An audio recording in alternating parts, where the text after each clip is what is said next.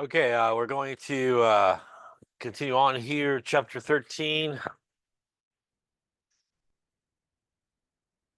So last time, obviously, we were still talking about equilibrium, and more specifically, last time we got into the idea of if you need to sort of manipulate certain equilibrium equations and sort of the effect that it has on the k value.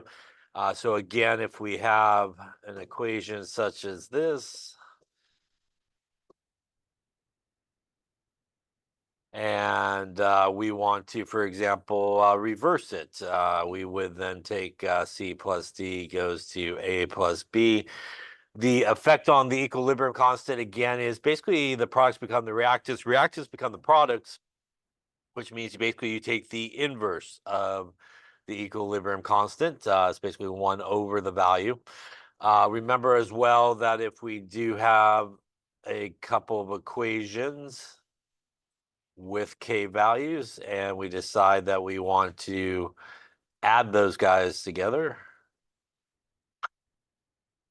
again, these guys will cancel. We'll get the overall reaction here. And when we do add equations in terms of the k values, we actually multiply the k values. So again, we don't add them, which is again a very common mistake. We do need to multiply them. Other common things that we might have to do is maybe we need to multiply an equation by a common number. So let's just say we multiplied by 3. We got 3a plus 3b gives us 3c plus 3d. We would then take the k value basically to that common number, basically whatever we multiplied it by. We would take it. So in this case, we would cube the k value. If we multiply by 2, we would square it and so forth. And also, obviously, if you're going in the opposite direction, say you're going to go from here back to this equation, you're essentially dividing by 3. So if you divide it by 3, what happens again is you get back the original equation. And in this case, what we would do for the k value is take the cube root of it in this case. So if you add the reactions together, we multiply k values to get the overall k value for the new reaction. If we reverse the reaction, it's 1 over the k value. Again, a very common mistake as well. People just kind of do like a negative, almost like delta H, but again, that's not correct in this case. Again, multiply by a common number, take the k value to that common number, and if you divide by a common number, then obviously you're going to take the root of that k value to that common number. Remember, as we talked about, when we do see a k value, it is specific for the temperature it's at and also exactly how the reaction is written. So what's on the reactant side, what's on the product side, that k value is specific for how that reaction is written. We also talked about again a number of times that the only real thing that can affect the actual value of k is temperature. And that again is a comparison of 2 different temperatures, the k values at those 2 different temperatures. And once again, that you can start sort of the reaction at many different sort of starting points. Like we talked about, you could have all reactants, products, all products, some reactants, some products. Again, as long as the temperature remains constant, it will come to a ratio of products versus reactants that will remain constant. So you always get sort of the same value, regardless of really how much you start, say in each experiment, as long as that temperature sort of stays the same. Any questions on any of that stuff there? All right, then let's get into really the heart of some calculations here. So next thing we're going to talk about is actually Q, which is a nice different letter for once. So Q was referred to as the reaction quotient. And the nice thing about Q in a sense is essentially Q is calculated the same as K. So when you go to calculate Q, you're still going to take your products over your reactants. You're still going to do the exact same thing that you do with K, which is any coefficients will become the exponents. So you could write the Q expression identical to how you would write the K expression. So coefficients become the exponents, everything identical. What is Q sort of used for? Well, Q is actually used for if it's like the same sort of calculation as the equilibrium constant. What Q is really used for is in most cases to help you determine if your system is actually at equilibrium. So maybe you are given some concentrations, maybe they're initial concentrations, or you're not really sure what type of concentrations they are, but you do know the K value for the reaction. You could calculate Q and compare it to the K value, and it will tell you, the first thing it will tell you is that system at equilibrium?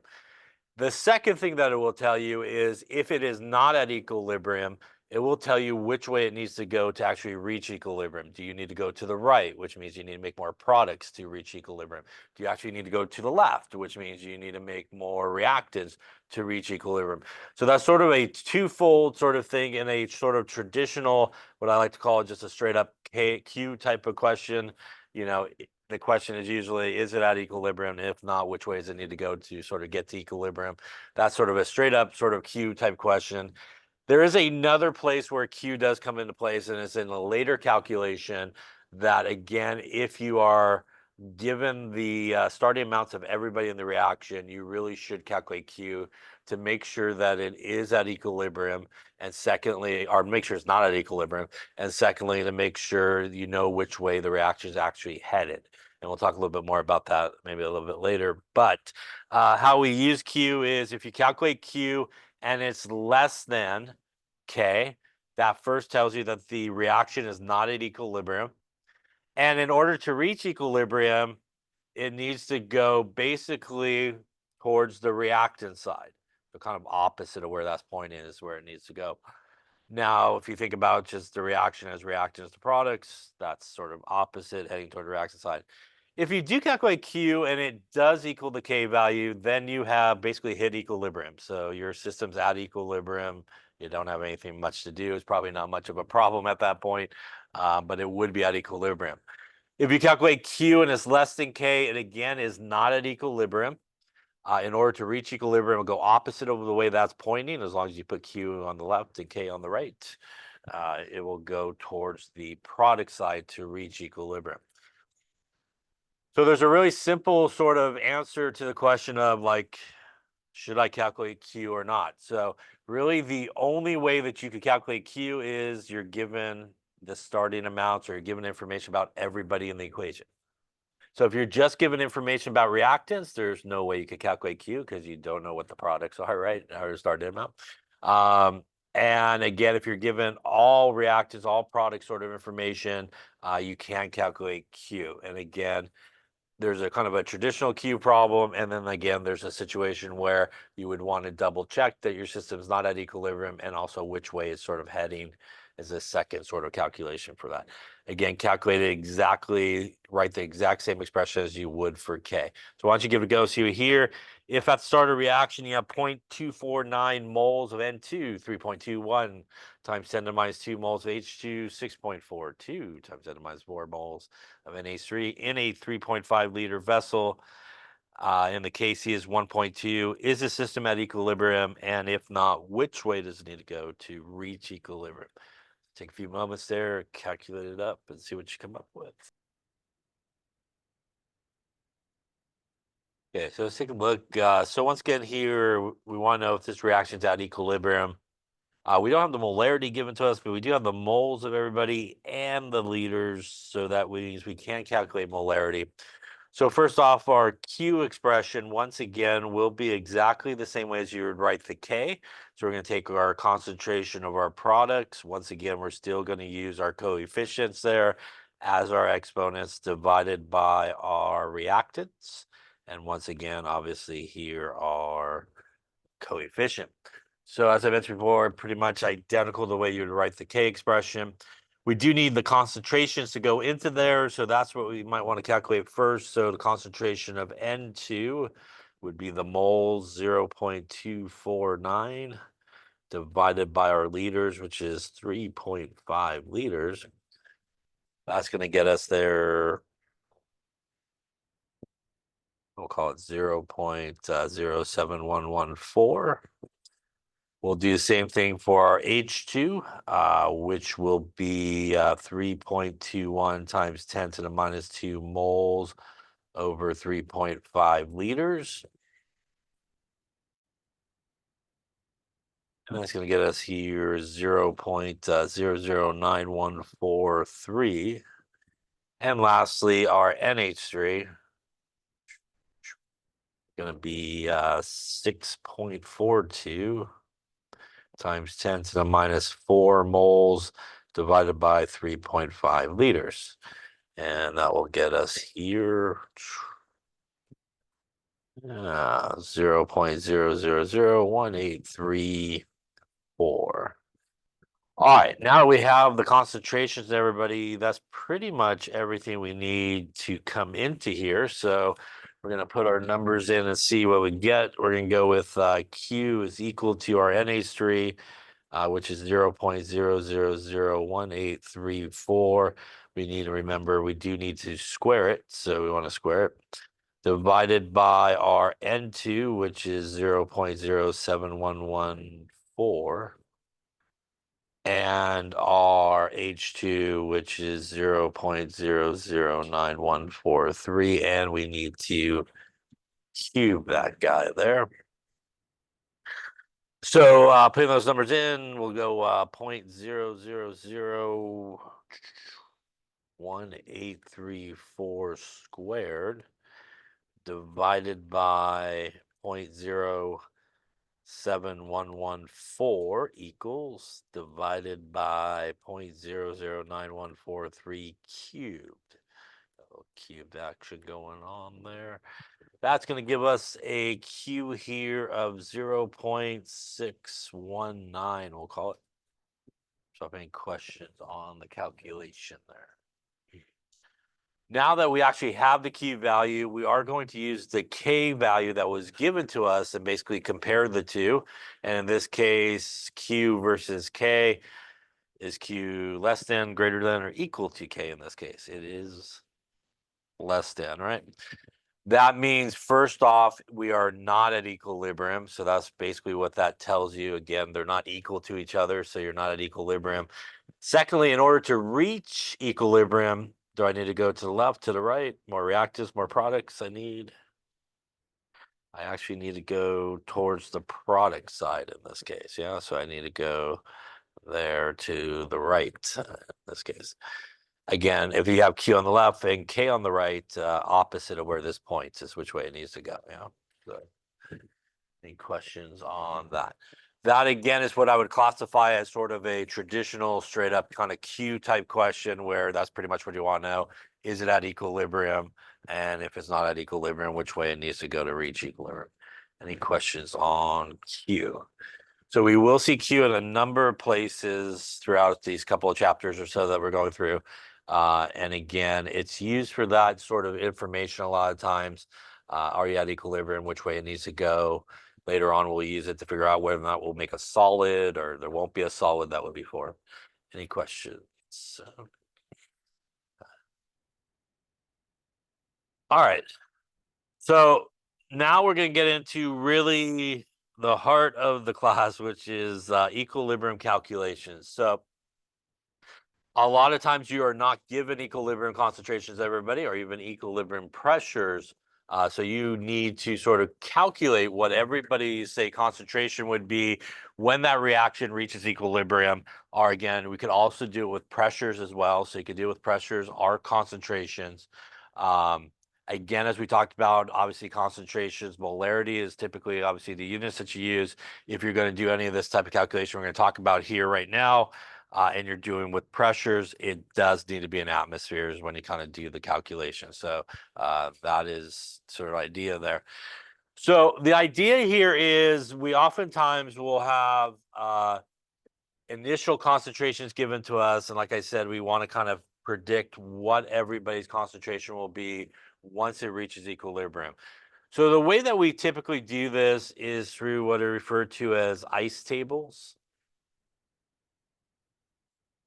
And ice tables are used to help us calculate equilibrium concentrations. I is initial, change, and equilibrium. So probably maybe a new idea for a lot of people, although some people might have used ice tables. Sometimes it's used with limiting reagents or reactants. Anybody? We use ice tables with that. No? I always teach it when I teach that class because I know when you get here, you guys do it anyway, so you might as well do it. But that's okay. We'll learn what it is and how to use it here. So ice tables are used again in a situation where we want to calculate equilibrium concentrations or pressures. And we could do concentration or pressures because we do have Kc or Kp type values that we could use. So how does this work? Well, let's just say we had an equation, say like A plus B goes to 2C. And let's just say that initially for A, we had, say, 2 molar, and for B,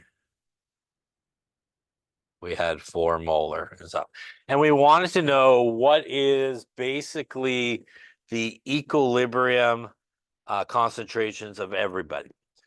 So we would start with our ice table, which is we would go with our balanced equation, obviously. We would take an I, and we're just going to put our initial concentration. So that's 2 molar, right? 2 molar. Now, when you get to the product in a situation like this, there was no mention of anything about the products, right? So no mention about the products or anything like that.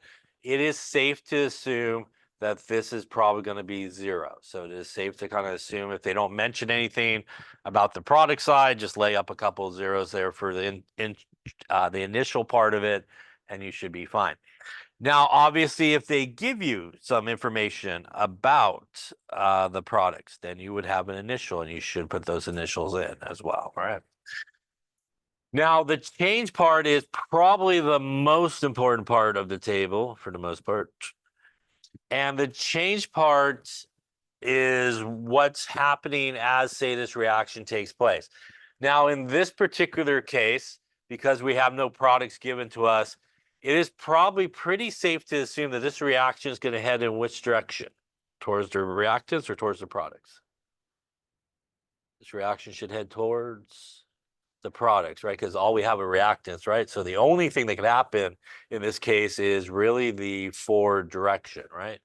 And that's important because now we understand that what should be happening is as this reaction takes place, should the amount of reactants be less or more? Should we be losing them or are they gaining the reactants as this reaction takes place? We are going to be losing them, right? Because the only way to make products is to use reactants, right? So our reactants concentration should go down. Our product concentration should go up, right? And in an ice table, the way we represent that is with minuses and pluses. So the ones that are decreasing in the reaction are minuses, and the ones that are increasing are pluses. We also use a variable for the change part, which is typically x. So what we would have on this part is this would be minus x, as we would expect the amount of A to be decreasing. This would be minus x, as again, we would expect the amount of B to be decreasing. Now, when we get to C, that is products, we should expect it to be increasing. This will be plus 2x. Yeah. The 2 is from coefficient. There's no numbers here because coefficient here is 1s, yeah? That is really important. You do have to take the coefficients into account when you do the change part, because if you do not take the coefficients into account when you do the change part, you pretty much just screwed up the stoichiometry. Everybody loves the mole-to-mole relationship, right? That is basically what those numbers are doing in the change part. It is doing the stoichiometry for you, that kind of 1-to-2 relationship, 1-to-1 relationship, and so forth. So it's really important to make sure that when you get to the change part that you do include the coefficients, because without it, you will have the wrong mole-to-mole relationship. You'll have the wrong stoichiometry, essentially. Now, the rest of it is pretty straightforward. We're just going to drop this guy down. And we're going to go 2 minus x, basically 2 minus x and 2x at this point. Any questions on that there? Now, the idea here is that we do want to solve for x. And the way that we're going to do that is to use our equilibrium expression. again, which in this case would be products over reactants. And whatever that K value would be equal to, they would typically give you that K value in the problem. And what we would do at this point is we would take our equilibrium line, everybody that's on the equilibrium line, and we're basically going to substitute it into here. And I guess I could have used the right letter. There are two A's on the bottom. That should probably be a B. There you go. I'll get my alphabet right one day. Try that again. Let's make that a B. There you go. It's kind of like A, but wrong. All right, so B. There we go. That's better. All right, so we're going to put our guys into here, and basically what we're going to do is solve for X. Again, we will know this number, so we'll know the K value. So here we're going to solve for X. The importance of solving for X is when you go back to the equilibrium line, that X value is this X value, is this X value, and is this X value, which means once you figure out what X is, you can very simply figure out what everybody's concentration is going to be at equilibrium by just subtracting, obviously, it from X. So in this particular case, that's the idea. How we solve for X, there's a few different ways we're going to talk about how you can solve these problems. Probably the most complicated way that we will do is our friend the quadratic. Yeah, a little ax squared plus bx plus c equals 0, right? And that is for like x is equal to minus b plus or minus the square root of b squared minus 4ac divided by a little 2a. Yes, this is the math portion of the program here. And that is what we're going to use here. Obviously, our A, B, and C comes from our equation that we get. So I would say this is probably the hardest way to solve it. There are some other ways, again, that we will talk about as we go through the problem. But that's definitely one way that you have to factor out things right and get your quadratic sort of equation and use a quadratic formula. By the way, when I use quadratic formula, how many x values do I get? 2, right? 2x values. And what will happen when you use the quadratic formula to solve these problems and you get those 2x values, one of the x values will not make sense. What do I mean by it will not make sense? That means that when you go and, for example, and put that x value back into, say, here, you'll end up with a negative number. Yeah. And obviously, you cannot have a negative concentration.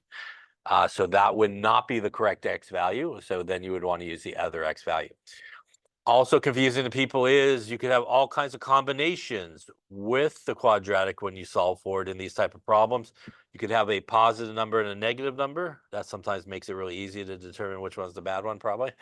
You could have two positive numbers. You could also have two negative numbers. So you could have any combination thereof when you solve the quadratic. But the way you throw out a number is when you take the number and you put it back in, one of these guys are going to end up being negative, or multiples will end up being negative, and obviously that is the incorrect x value to use. You could also use a few other ways to solve it, which we'll see as we go through here. But again, that is really the main sort of way. Any questions on that? Now, we just talked about Q, and we talked about that obviously there's a straight up sort of Q question like we just did that you would do a Q situation. When you solve these equilibrium problems using an ice table, this is another place where sometimes you may need to calculate Q, or you should calculate Q. Now, this again would be a situation where you would need to be given the initial concentrations of everybody, right? That's the only way you could calculate Q. And if you come across one of these type of problems where you are given the initial concentration of everybody, you should calculate Q. My guess is it will tell you you're not at equilibrium. Otherwise, it's not much of a problem to solve at that point if you are at equilibrium, because all those would be the concentrations. But more importantly, it will tell you which way you need to go to reach equilibrium. Now, let's just say that I calculated Q, and this was the situation in this case, and it tells me that I'm not at equilibrium. And in order to reach equilibrium, I actually need to go towards the reactant side or head towards reactants. What would that affect in my taste table? it would affect this line, right? Because if the reaction is heading in the opposite direction towards the reactants, that means my products are actually going to be the ones decreasing, right? And my reactants would be the ones increasing, which means your pluses and negatives really need to switch around in that particular case. So I would say that's maybe a rarish situation, but it does pop up. And again, if you're in an equilibrium problem like this, where you have to do an ice table and you're trying to figure out equilibrium concentrations or pressures, and you are given the starting amounts of everybody, you should calculate Q just to verify again which direction sort of the reaction's heading. Other than that, if you can't calculate Q, you could just assume 0 for the products. You could safely assume it's going to the product side, kind of like normal. Minus is on the left, plus is on the right. But again, there could be a situation where it actually is heading in the opposite direction. Any questions on any of that there? If you do this with a Kc, obviously molarity, but again, you could do this ice table with a Kp value, and again, pressures as well, or partial pressures. Again, do need to be atmospheres if you're going into here and doing an ice table. So everybody needs to be atmospheres. Again, even in a problem where they give it to you in a different unit and they want the answer in the same unit, you need to convert it into atmospheres to the ice table and then convert it out of atmospheres back into some other unit. Any questions on any of that? All right, so let's see how one works here together. We'll do this one here. We got Br2 going to 2Br. The Kc for this reaction is 7. The initial concentration of Br2 is 0.663.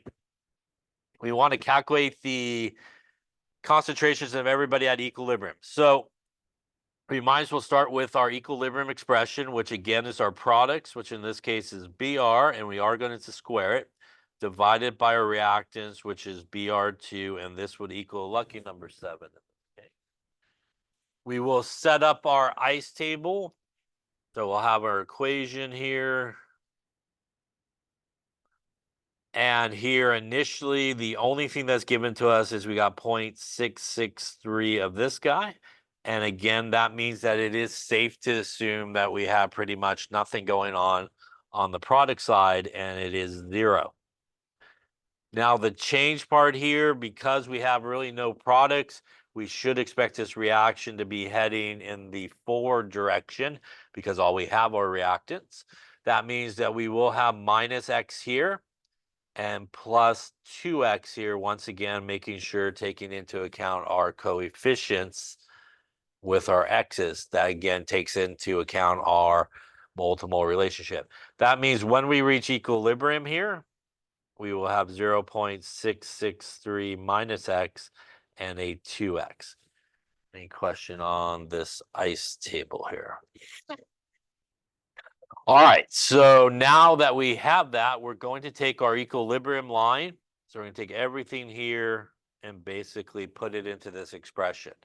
So that is going to give me basically up on top 2x squared over 0.663 minus x, and that's going to equal 7. So all I did is took everybody on the equilibrium line and I threw it into the appropriate spots into our expression.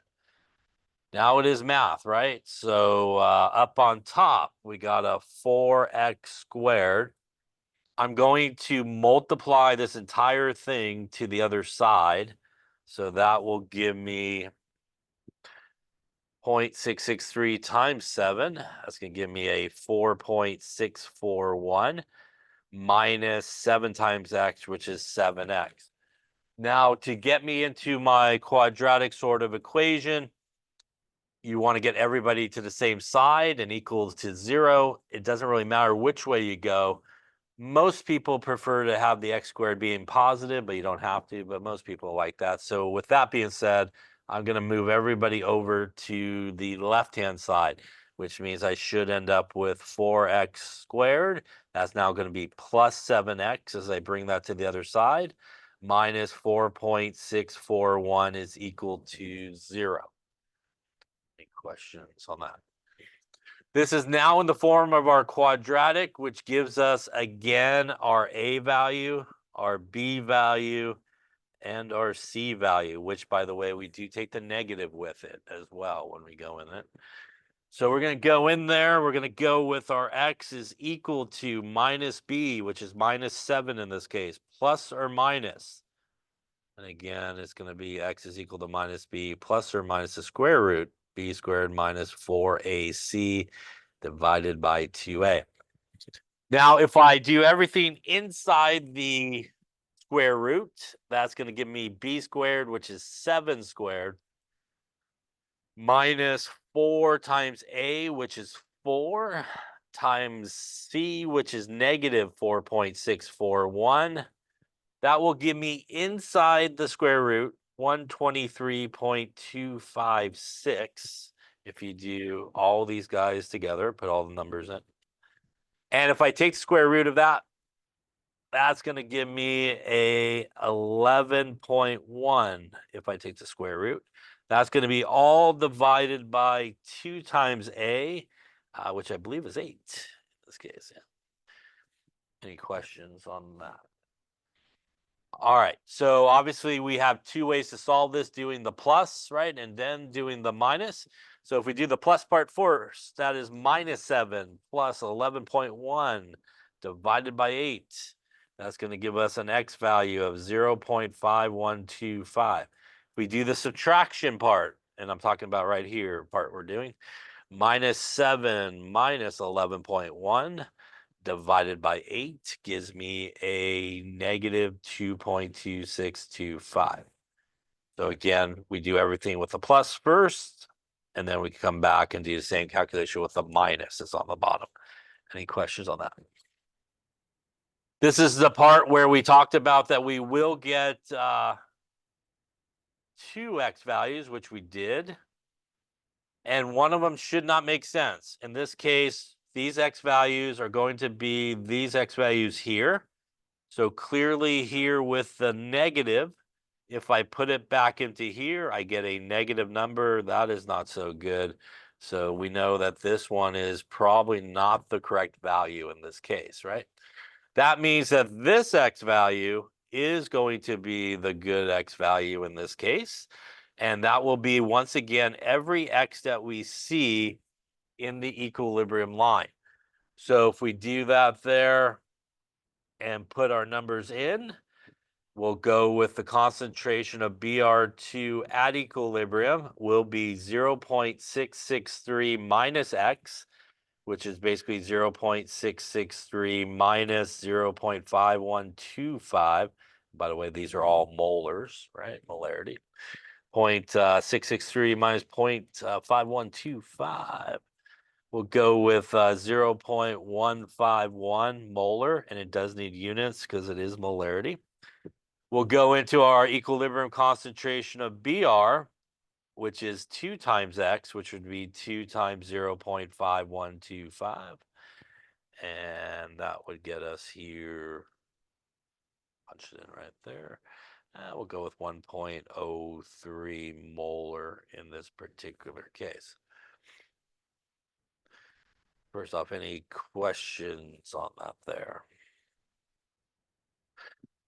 So this is math, which is good, right? It's also math because it's good because I could do what? I could actually check my answers to make sure maybe I didn't screw up. Yes. How could I check my answers? These are now the equilibrium concentrations, right? And I have an equilibrium constant, which means if I take these numbers and put them back up here, should equal about 7. Yeah. Might not be perfect with rounding, but it should be in the ballpark of 7, which it is. I think I like 6.9 or something like that. I think when you put it back in, if you'd use a non-rounded number there. So that's pretty close to 7. So this is a good way to check your work, is once you get those equilibrium concentrations, put it back into the equilibrium expression. It definitely should be in the same ballpark as the equilibrium constant. If you are dramatically off, you probably screwed up somewhere, and it's a good way to clear a catch. Maybe you did screw up. Again, if you do a little bit of rounding, it'll be slightly off from that number, but it should be sort of in that ballpark of what the equilibrium concentration is. Any question on that there? Yes, no. All right, well, I did one, so why don't you do one? All right, why don't you just one? We got a mixture, 0.5 moles of H2, 0.5 moles of I2 in a 1 liter flask. The K value is 54.3. What is the equilibrium concentrations of everybody here? See what you come up with.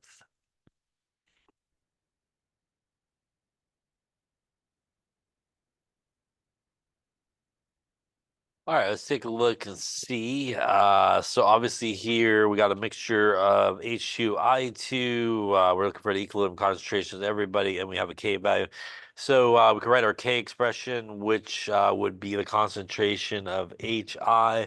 Once again, we do need to square it because of the coefficient, divided by the concentration of H2 times the concentration of I2, and that's going to equal our 54.3, which is our equilibrium constant.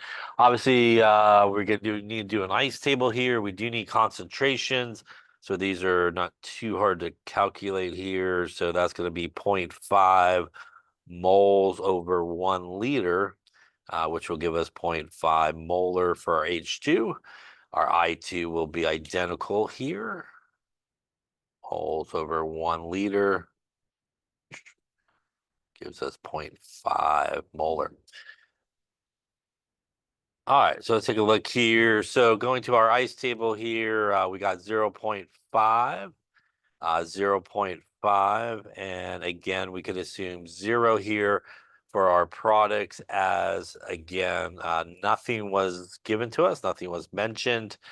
So that's always safe to sort of assume 0. And I believe it was 54.3, if I'm not mistaken. That also means that we can assume that it is heading in this direction since all we have are reactants. So our change should be minus x in this case, minus x and a plus 2x once again for the coefficient there. Bringing us equilibrium here, 0.5 minus x, 0.5 minus x, and 2x. Any questions on the ice table there? All right, so like normal here, our goal is to solve for x. So we're going to take everything on the equilibrium line and we're going to stick it into our table here.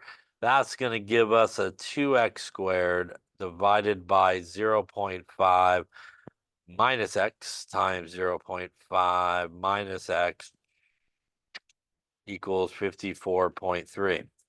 So we do want to solve for x, right? And we obviously, don't want to do too much work, right? So hopefully you recognize this is like a perfect square with some big old square roots on that side. If not, it's good practice for a little factoring and all that good stuff if you did it the other way. Both, by the way, should come out the same if you went the long way or the short way in this case. That will get you here up on top of 2x. That will leave us one of these guys here.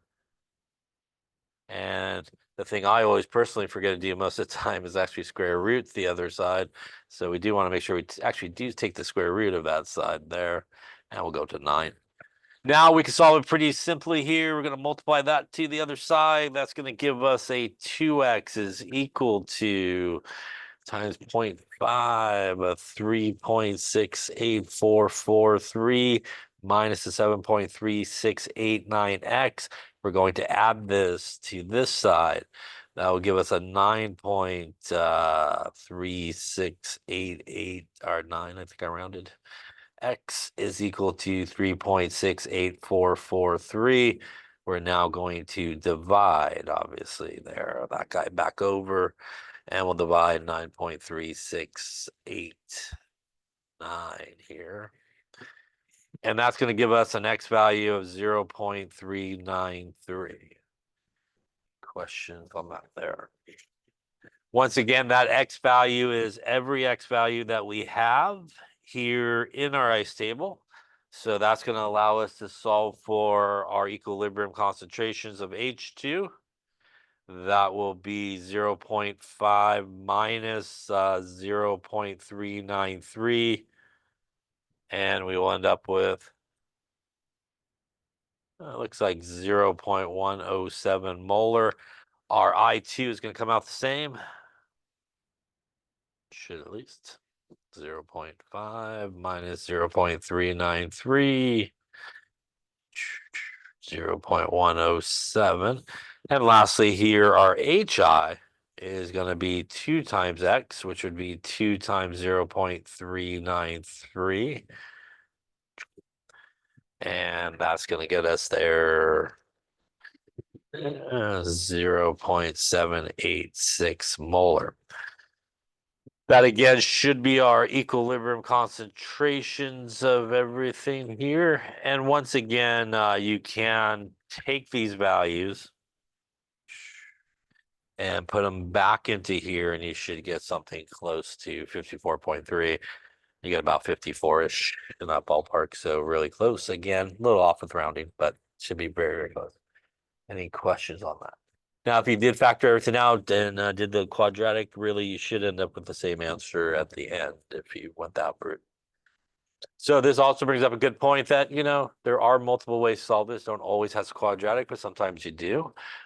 So, if there's an easier way, you might want to take the easier route on it. Any questions? Yeah. Do I need to keep the... I'm not sure I understand which plus or minus 7.3. No, there's no you mean here? Yeah, no, you just take the square root of it. It's not the quadratic formula, so we didn't use quadratic formula here. So there's no plus or minus if that's what you're asking. We're just taking the square root of 54.3. No, in the quadratic it does. It's plus or minus. In the quadratic form it does. So in this one here where we went, right? This has the plus or minus. Just that's for the quadratic. So if you're just taking a square root, you just take the square root of the number. If you're not actually doing the quadratic. Yeah. Other questions? All right. So why don't you give one a go here? Maybe a little longer. I'll take a nap. I'll wake up in 20 minutes and see how we're doing.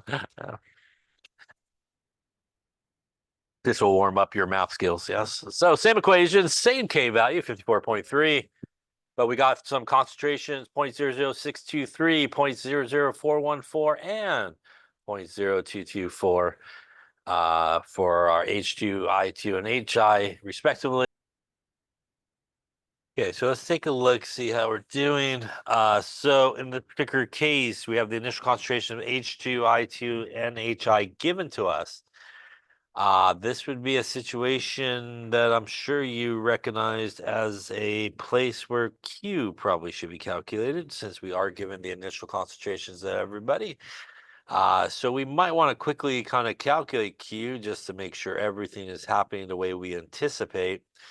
So here we will take our products over our reactants. And we'll put in our numbers here, which are 0.0224 divided by, and that is squared, divided by 0.00623 and our 0.00414 in this case. So that's going to get us here a Q value of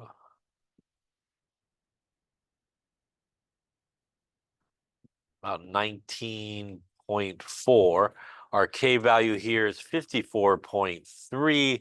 That means in this case, Q is less than K, which tells us it's not at equilibrium, which is not a huge surprise. Otherwise, it wouldn't be much of a problem at this point. But more importantly, it tells us to reach equilibrium, which way does it need to go? It needs to go. Yeah, it needs to go towards the product side. Now we know when we do our ice table, we can know that minuses should be on the left, right, and pluses should be on the right. So again, here, if you had it going the other direction, then you would need to flip around your pluses and minuses. So this is, again, the second place where you would want to calculate Q, really just to verify sort of in most cases in this situation, which way the reaction is heading. Is it heading to the products? Is it heading to the reactants? So that you know when you get to the change part of the ice table, you have the minuses and the pluses sort of going in the right direction. Again, 99% of the time, you could probably almost like no brain it, just go like minuses to pluses, reactants to products. But again, there are a few times like this particular one where you might want to double check and that kind of thing. Any questions on why we did that there?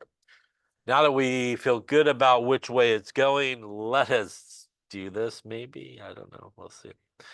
All right, let us do it here. So we will ice table it up. So we have our H2 plus our I2 going to our 2HI. Our K expression going to be just like the last one we had there, squared over H2 and I2 equaling our 54.3. It might be hard to see, but that is squared up there, I think. So initially here for H2, we got 0.00623. We have 0.00414. And again, we do not have a zero here. So 0.0224. Change going to be that we verified with Q minus x plus 2x again for the coefficient. Remember, this is still a plus. Sometimes people minus it at this point because they're used to like a number minus, but it is plus on that side. Equals 0.00623 minus x, 0.00414 minus x, and 0.0224 plus a 2x.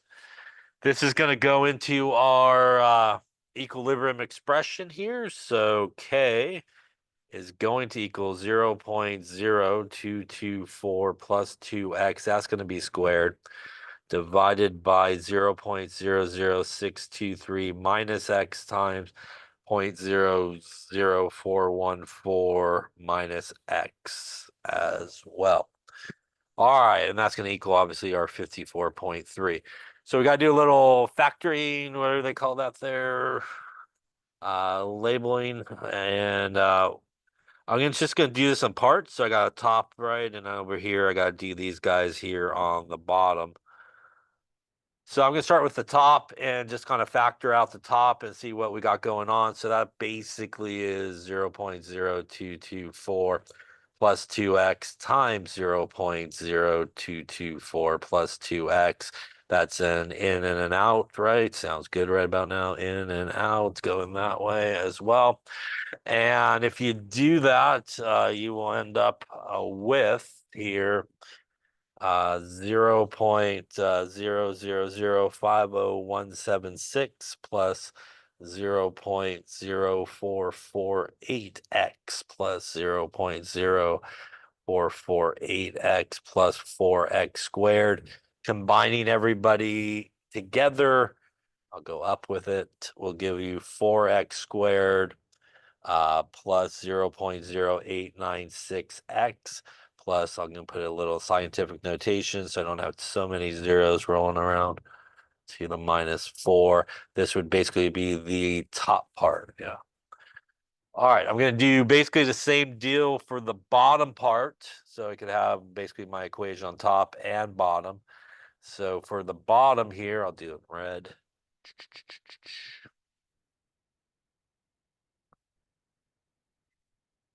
That's going to be our 0.00623 minus x, 0.00414 minus x. Once again, in and out both ways there.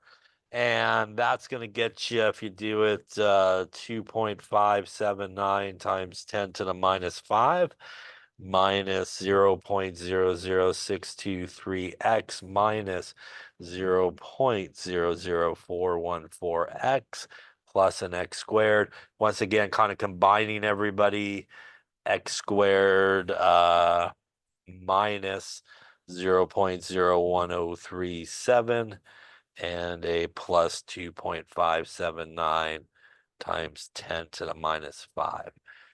Any questions on that there? All right, so that is basically my bottom part there. Now that I kind of did all the math separate, I'm going to put everybody back together into this equation.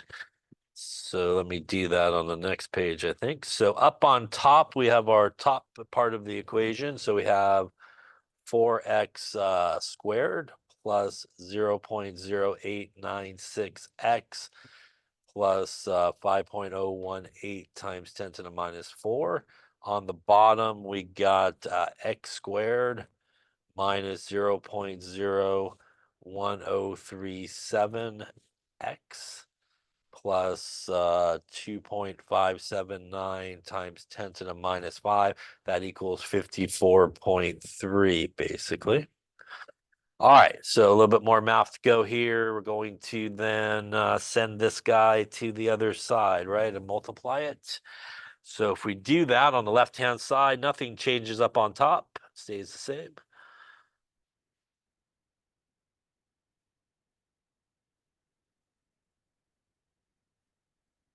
Multiplying that to the other side will give us 54.3x squared minus 0.56391x plus a 1.40 times 10 to the minus 3.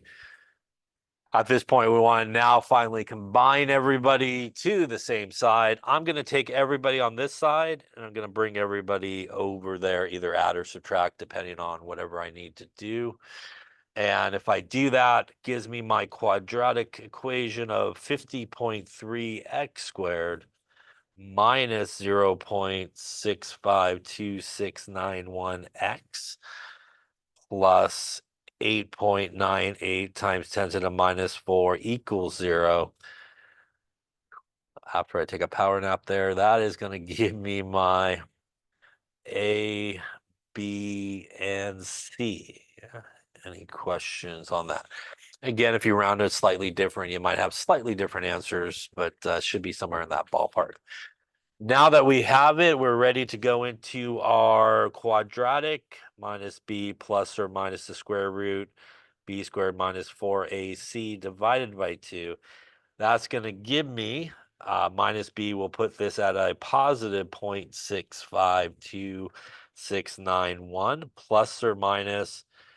If you kind of do everything on the inside of the square root, you will end up with a number like 0.24532. Took all the numbers on my calculator. There we go. And if you then square root that number, you end up with 0.4953. All divided by 2 times A, which is 2 times 50.3, gives you 100.6 in this case. Any questions on that there?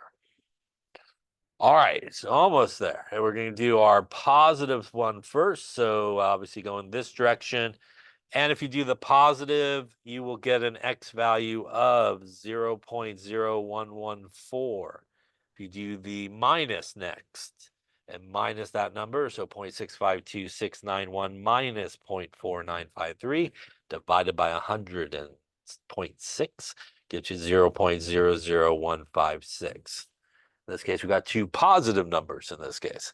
First off, any questions on that there?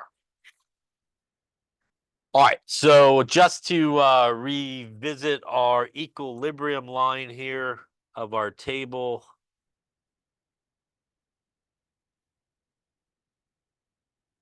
Again, I'm just going to look at the equilibrium line. We have 0.00623 plus x, 0.00414 plus x, and I'll come down here, 0.0224 plus 2x. So in this case, those are not pluses, those are minuses. I'm sorry, let me get those there, those first ones. Those guys are minuses. Minus and minus.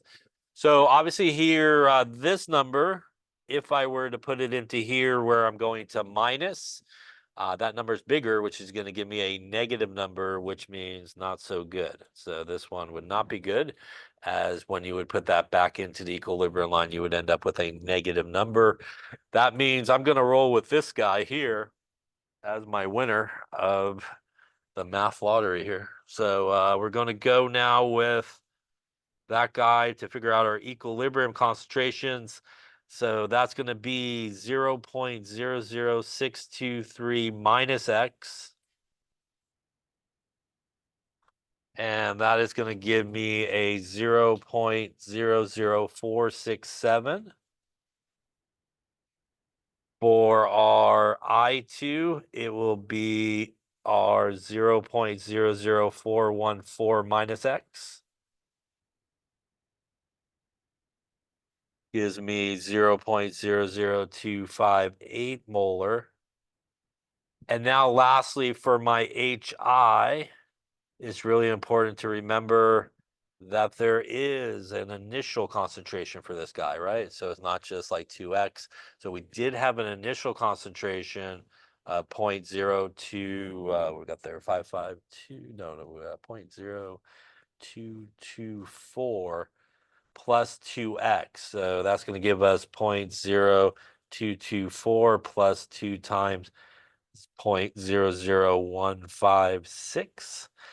And that's going to get us there 0.02552 molar. Could round it out a little better, but we'll go with it. Any questions on that one there? A little bit more complicated, perhaps. Yeah, a lot more places for error as well. So you do want to be careful. We could check ourselves to make sure we didn't make a mistake. Gosh, I hope not, because yeah, that's running out of time right about now. So we'll take our 0.02552, square it, divided by 0.00467, and divided by 0.00258. It's a 54.1. That seems close enough for me. Yeah, that's good enough. Yeah, right on. Any questions on any part of that?